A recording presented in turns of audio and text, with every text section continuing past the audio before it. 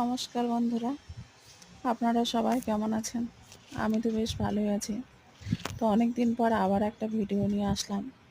তো আমি নিজে কাটিং করেছি, দেখো চন্দ্রমল্লিকাগুলো করে আমি করেছি। খুব সুন্দর হয়েছে চন্দ্রমল্লিকাগুলো। আর এগুলো দেখো, চন্দ্রমল্লিকা, ডালিয়া এগুলো করে নিয়েছি। এটা হচ্ছে মূলা শাক, যেটা শাক হয়, মূলা হয় না। সে মূলার শাকটা, আর এটা হচ্ছে মূলা। গাছটা বেশ বড় হয়েছে। আজকে অবশ্য কয়েকটা পাতা তুলে নিয়েছিলাম ভাজা খাওয়ার জন্য।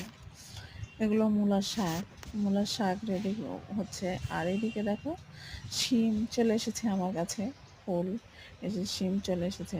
তো মোটামুটি আমি আরও একবার তুলে নিয়েছি, শিমটা হারভেস্টিং করে নিয়েছি, তা আবার এসেছে। তো সেগুলো আমি আপনাদের সঙ্গে শেয়ার করছি। যদি আমার ভিডিওটা ভালো লেগে থাকে তাহলে প্লিজ একটা লাইক আর একটা কমেন্ট করবেন, প্লিজ। তো শিম গাছটাতে বেশ এসেছে। সঙ্গে দেখো যে মালটা, তো মালটা আমি তুলে নিচ্ছি, কারণ মালটা রস না তো শুকিয়ে যাবে। এখন ভালোই রস হয়েছে। আর কামরাঙ্গাটা মোটামুটি হয়েছে, কামরাঙ্গাও রস হয়ে গেছে, মানে পাকছে যেগুলো সেগুলো তুলে নিচ্ছি দুটো একটা করে। খুব সুন্দর রস হয়েছে।